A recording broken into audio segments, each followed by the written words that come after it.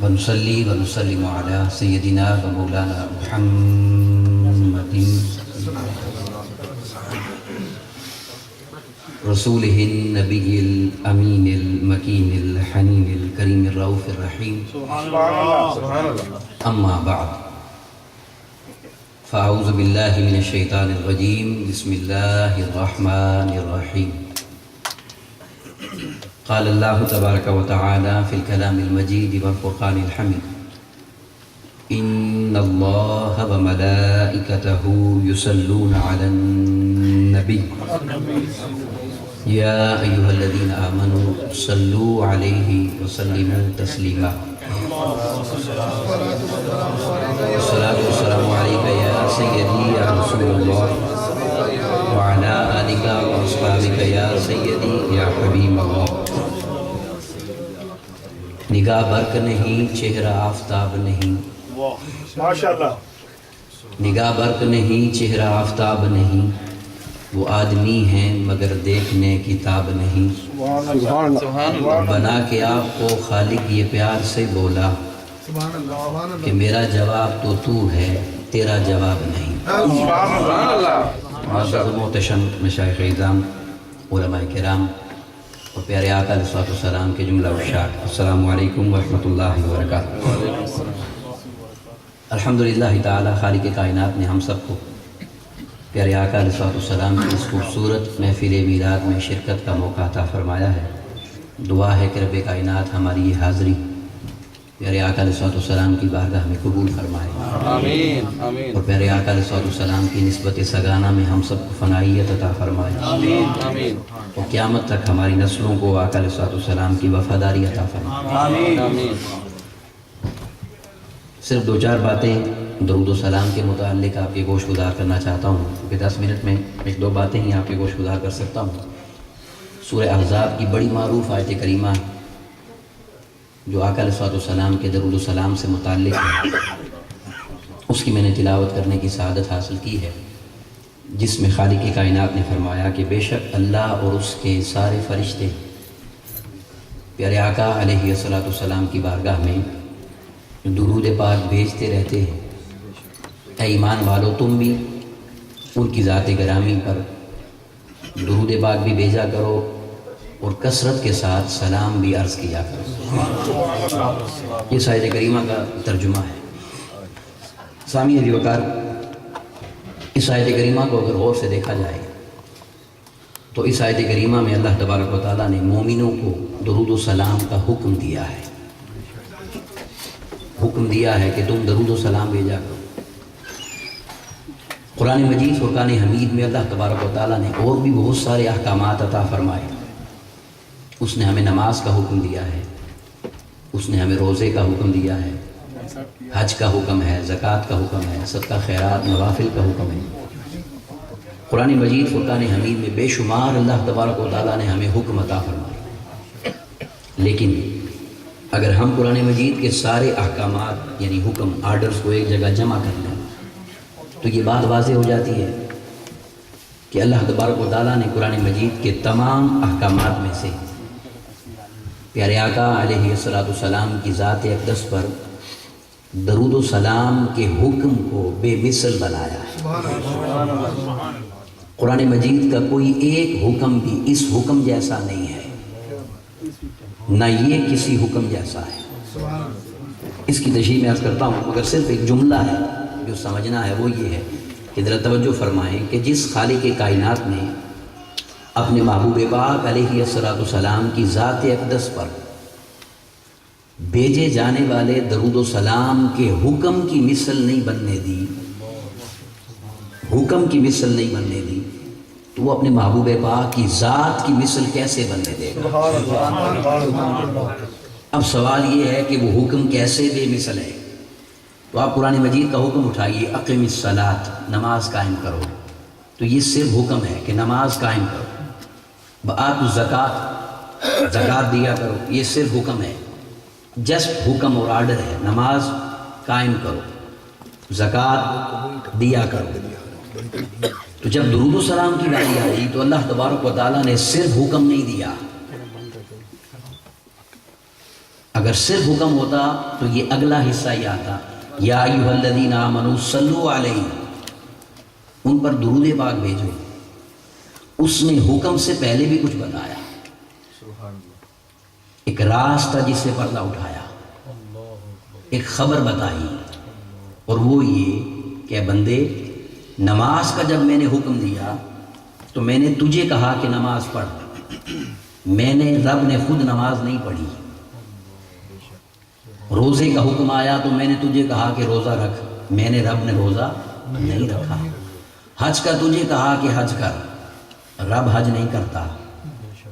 زکوٰۃ کی باری آئی تو تجھے کہا کہ زکوٰۃ دیا کر، میں زکوٰۃ نہیں دیتا۔ سارے کام ایسے تھے جو تجھے کرنے کا کہا کہ تو کر، اور اب یہ بھی کرنے کا کہا، مگر فرق یہ فرمایا کہ تجھے تو بعد میں کہوں گا کہ تو کر، پہلے یہ خبر سن کہ یہ ایسا کام ہے کہ اسے میں خود بھی کرتا ہوں۔ سبحان اللہ، نعرہ تکبیر، نعرہ رسالت، نعرہ حیدری۔ یہ سارے فرشتے بھی کرتے ہیں، اب تو بھی آ جا اور سب مل کر محمد مصطفیٰ کا ذکر کرتے ہیں۔ تو سامعین عزیز وقار، فرق یہ ہے، نماز اللہ کا حکم ہے، روزہ اللہ کا حکم ہے، بے شک حج اللہ کا حکم ہے، زکوٰۃ اللہ کا حکم ہے، اور درود حکم سے پہلے اللہ کی سنت ہے۔ سبحان اللہ، اور یہ کیا ہے؟ اب جلدی سے چلیں چونکہ وقت کم ہے۔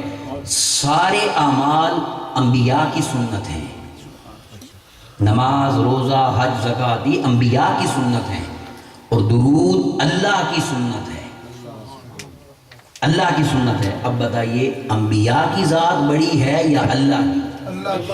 اونچا بولیں، اللہ۔ تو کس کی سنت کا درجہ بڑا ہوگا؟ بولیے، اللہ کی سنت کا۔ تو اللہ تبارک و تعالیٰ نے ہر عمل کو مخلوق کی سنت بنایا، سبحان اللہ، ہر عمل کو مخلوق کی سنت بنایا، اور محبوب کے ذکر کی بات کو اللہ نے اپنی سنت بنایا۔ سبحان اللہ، اس لیے شاعر کہتا ہے، کرم جب آل نبی کا شریک ہوتا ہے، لاکھ بگڑا ہو کام ٹھیک ہوتا ہے، سبحان اللہ، اور درود بر آل محمد ہی وہ وظیفہ ہے کہ لا شریک بھی اس میں شریک ہوگا۔ سبحان اللہ، ماشاء اللہ، یہ بات یاد رکھنے والی ہے کہ لا شریک شریک ہوتا ہے مگر شرک نہیں ہوتا، مگر شرک بولیے یہ فضیلت ہے ان کے ذکر کی، جہاں ان کا ذکر آ جائے وہاں سے شرک کا خاتمہ ہو جاتا۔ اب اگلی بات جو میں عرض کرنا چاہتا ہوں وہ یہ ہے کہ اللہ تبارک و تعالیٰ نے نماز، روزے کو، حج کو، زکوٰۃ کو حکم بنایا، تو درود کو سنت کیوں بنایا؟ درود کو سنت کیوں بنایا؟ تو یاد رکھ لیں، اس لیے کہ اس میں ہزار باتیں ہیں فضیلت کی، میں دو لینا چاہتا ہوں۔ اللہ تبارک و تعالیٰ نے درود کو سنت اس لیے بنایا کہ حکم اور سنت میں فرق ہے۔ بلکہ حکم اور سنت میں فرق ہے۔ پہلا یہ ہے کہ حکم بدلتا رہتا ہے، بولیے حکم بدلتا رہتا ہے۔ جیسے سادہ سی مثال، نماز کھڑے ہو کر پڑھنے کا حکم ہے۔ آپ بیمار ہو گئے، شریعت سے پوچھیں اب کیا کروں، نہیں کھڑا ہو سکتا، تو بدل جاتا ہے حکم کہ بیٹھ کے پڑھ لو۔ سبحان اللہ، میں زیادہ بیمار ہوں، بھائی لیٹ کے پڑھ لو۔ زیادہ بیمار ہوں، اشارے سے پڑھ لو۔ بدل گیا حکم۔ عشاء کی نماز ابھی پڑھی آپ لوگوں نے، تو 4 رکعت نماز فرض ہے عشاء کی، تو میں مسافر ہوں تو مجھ پر 2 رکعت فرض ہے۔ ایک وقت، ایک رب، ایک مسجد، ایک عبادت، حکم تو حکم بدل گیا یا نہیں؟ بولیے، یہ مثال کافی ہے۔ نماز کا چونکہ انکار کوئی نہیں کر سکتا، اس لیے میں نے یہ مثال دی۔ تو حکم بدلتا ہے۔ اب غور کیجیے گا، اللہ تبارک و تعالیٰ نے فرمایا، محبوب میں آپ کے درود کو حکم اس لیے نہیں بناتا کہ کہیں ایسا نہ ہو کہ کائنات کا کوئی مفتی اسے نہ بدل دے، اسے بناتا ہوں اپنی سنت، اور میری سنت کا قاعدہ یہ ہے، وَلَن تَجِدَ لِسُنَّتِ اللَّهِ تَبْدِيلًا۔ حالات بدلیں یا زمانہ بدلے، یہ کائنات بدلتی ہے تو بدل جائے، نہ کبھی اللہ بدلا ہے نہ کبھی اللہ کی سنت بدلی۔ سید اعلیٰ حضرت مجدد دین و ملت شاہ احمد رضا خان رحمۃ اللہ تعالیٰ نے اس کی تشریح یوں کی ہے کہ مٹ گئے مٹتے ہیں مٹ جائیں گے سبھی عادہ تیرے پر نہ مٹا ہے نہ مٹے گا سونیاں کبھی چرچا تیرے۔ اللہ تبارک و تعالیٰ نے اسے اس لیے سنت بنایا کہ اسے بدل کوئی نہیں سکتا، بولیے اسے بدل کوئی نہیں سکتا۔ اب اس سے اگلی بات جو عرض کرنا چاہتا ہوں وہ یہ ہے کہ دنیا میں جتنی عبادات ہیں جو حکم ہیں، اب میں گنتا نہیں، نماز روزہ حج زکوٰۃ آپ دیکھ لیں، کوئی ایک حکم ایسا نہیں ہے جس کی قبولیت کی سند ہو۔ ہم نمازیں پڑھتے ہیں، خدا جانے قبول ہوگی، ہم روزے رکھتے ہیں، خدا جانے قبول ہوں، حج زکوٰۃ کیا جاتا ہے، خدا جانے قبول ہو یا نہ ہو۔ اب ذرا اس درود پاک کی طرف توجہ کر لیں اور پوچھیں شریعت سے کہ جب ہم درود پاک پڑھتے ہیں تو کیا اس کی قبولیت کی بھی ضمانت ہے یا نہیں؟ سنیے، تو شریعت کا جواب یہ آتا ہے کہ تو درود پاک کی ضمانت کو چھوڑ، ہم تجھے اس سے اگلی بات بتا دیتے ہیں۔ ہم نے پوچھا وہ کیا؟ تو حدیث پاک میں جواب ملا کہ تو اس کی قبولیت کو نہیں سمجھ سکتا، تجھے ہم یہ بتا دیتے ہیں تو نے جس عمل کو قبول کروانا ہو، جس عمل کو قبول کروانا ہو اسے اس درود پاک کے ساتھ جوڑ دیا کر، پھر دیکھ یہ درود ہر اس عمل کو بھی قبول کروا دے گا جس کے ساتھ شامل ہو جاتا ہے۔ یہاں ایک جملہ، یہ بات میں نے کیوں کہی؟ کیونکہ میلاد کی محافل حقدار ہیں کہ یہ جملہ کہا جائے اور اس کا میں ذمہ دار ہوں۔ یہ جملہ چھوٹا نہیں جو کہنے لگا۔ نماز کس کے لیے پڑھی جاتی ہے؟ روزہ کس کے لیے؟ جلدی بولتے جائیں۔ حج کس کے لیے؟ زکوٰۃ کس کے لیے؟ اللہ کے لیے۔ اور درود کس کے لیے؟ درود اللہ کے لیے نہیں ہے۔ اب یہ میرا جملہ یاد رکھ لیں، جو عقیدہ منہاج القرآن نے امت کو دیا وہ یہ ہے کہ جتنے کام اللہ کے لیے کیے جاتے ہیں ایک کام کی بھی قبولیت کی ضمانت نہیں ہے۔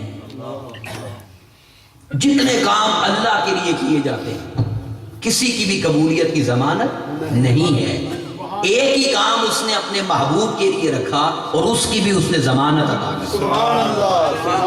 جانتے ہیں کس لیے؟ ہمیں تو یہ سمجھ آیا اس لیے کہ ہمیں بتانا یہ چاہتا ہے کہ اگر تمہیں ضمانت چاہیے ہو تو ضمانت روئے زمین پر کوئی نہیں دے سکتا، صرف تاجدار مدینہ دے سکتا ہے، صرف اس بارگاہ سے ملتی ہے، صرف اس بارگاہ سے ملتی ہے۔ اب اگلا سوال کہ نماز قبول، اس کی قبولیت کی ضمانت کیوں نہیں؟ روزے کی کیوں نہیں؟ حج کی کیوں نہیں؟ زکوٰۃ کی کیوں نہیں؟ اور اس کی کیوں ہے؟ تو یہ بڑی اہم بات ہے، اس کو توجہ سے سمجھ لیں۔ وہ اس لیے یاد رکھ لیں، ہر وہ کام جو ہم کرتے ہیں نا اس کی ضمانت نہیں ہے۔ نمازیں ہم پڑھتے ہیں، روزے ہم رکھتے ہیں، حج ہم کرتے ہیں، زکوٰۃ ہم دیتے ہیں۔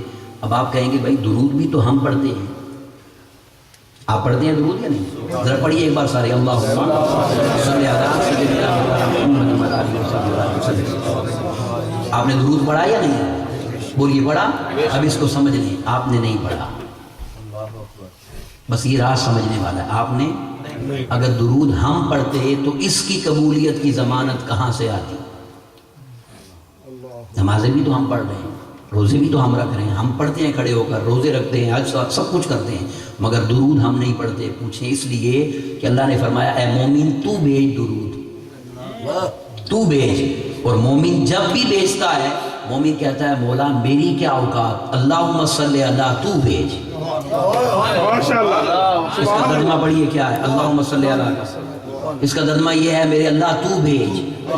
تو بولیے ہم نے بھیجا؟ بولیے بھائی ہم نے تو ریکویسٹ کر دی مولا تو بھیج۔ تو جو کام کرے ہی اللہ اسے رد کون کر سکتا ہے؟ یہ اس کی قبولیت کی ضمانت ہے کہ یہ کرتا ہی وہ ہے جس نے قبول کرنا ہے۔ اب یہ بات آپ سمجھ گئے یا نہیں؟ اب ایک جملہ ہے جو ہمارا عقیدہ ہے وہ یہ، یا اللہ تو نمازیں ہم سے پڑھوا رہا ہے، تو روزے ہم سے رکھوا رہا ہے، تو حج زکوٰۃ ہم سے کروا رہا ہے، تو درود ہمیں کیوں نہیں پڑھنے دیتا؟ بولا یہ کام بھی تو ہمیں کرنے دے۔ وہ فرماتے ہیں ہاں تجھے اس لیے نہیں کرنے دیتا کہ تیری اوقات ہی نہیں ہے۔ بولا کیسے؟ فرمایا اس لیے کہ نہ تجھے محبوب کے مقام کی خبر، نہ تجھے بارگاہ کے آداب کی خبر، نہ تجھے بھیجنے کا سلیقہ، نہ تیری اوقات بھیجنے والی. تو مولا میرا بھی تو دل کرتا ہے کہ بھیجوں. تو فرماتا ہے جب دل کرے تو مجھے کہہ دیا کر، میں تیری حاضری یار کی دربار میں خود ہی لگا دیا کروں. میں وہاں تیری حاضری خود ہی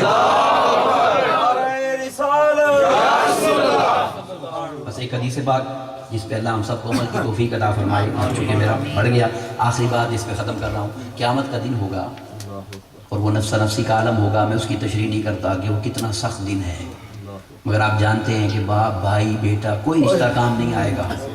اس دن فرشتہ ایک لسٹ لے کے کھڑا ہوگا، ایسے اس کے پاس ایک لسٹ ہوگی اور وہ چند نام پکارے گا کہ باہر آ جاؤ گے، تم ادھر آ جاؤ، ادھر آ جاؤ، ادھر آ جاؤ. وہ سب ڈر ڈر کے آگے آئیں گے کہ کیا ہونے والا ہے. ڈر ہوگا نا، خدا جانے کیا ہونے والا ہے. تو فرشتہ کہے گا ڈرو مت، تم تو خوش نصیب ہو، تم تو خوش نصیب ہو. وہ کہیں گے کیا خوش نصیبی ہے؟ تو فرشتہ کہے گا کہ باقی لوگوں کو حساب دینے دو، باقی لوگوں کو حساب دینے دو، تم ذرا میرے ساتھ آ جاؤ. وہ کہیں گے بھئی کیا حکم ہے، جانا کدھر ہے؟ تو فرشتہ کہے گا کہ باقیوں کو حساب دینے دو، تم آ جاؤ تمہاری محبوب سے ملاقات کروا دو. اب وہ کہیں گے اچھا ملاقات ہونی ہے؟ فرشتہ کہے گا صرف ملاقات نہیں ہونی، ادب سے آنا، میں تم سب کا مصافحہ بھی کرواؤں گا. اب یہ حدیث پاک میں اس لیے سنانا چاہتا ہوں، کون کون چاہتا ہے کہ یہ سعادت مل جائے؟ بس اس پہ پھر عمل بھی کیجیے گا. ضمانت انہی کی ہے. حدیث پاک ہے، آقا علیہ السلام نے فرمایا جو میرا امتی روزانہ صرف 50 مرتبہ درود پاک پڑھے گا. کتنی بار؟ وہ زیادہ لمبے چوڑے چلے نہیں ہیں، 10 منٹ 50 مرتبہ جو روزانہ درود پاک پڑھے گا، میں قیامت کے دن اس سے مصافحہ کروں. اب اس پہ کون کون عمل کریں گے؟ سب کریں گے. اب جملہ سن لیں، اس مصافحے سے ملے گا کیا، اس کی برکت کیا ہے، یہ جملہ سن لیں. اللہ کی عزت کی قسم، میں اس پہ کلیئر ہوں، مجھے کوئی شک نہیں ہے کہ جس کے ساتھ وہ مصافحہ فرما لیں گے، اگر وہ دوزخ میں گر بھی گیا تو اس کا ایک بال بھی دوزخ جلا نہیں سکتا. گر بھی گیا.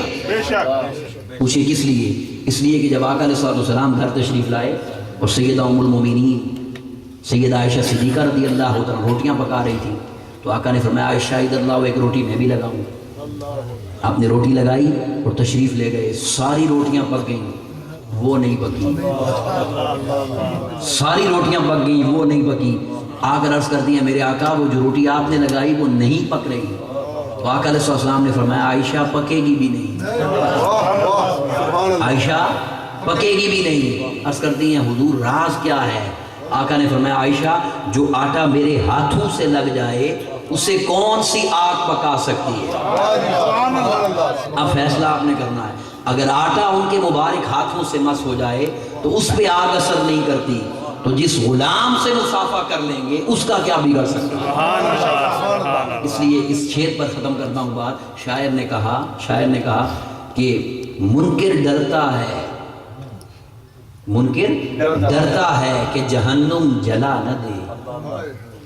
منکر ڈرتا ہے کہ جہنم جلا نہ دے، اور جہنم ڈرتی ہے کوئی عاشق بجھا نہ دے.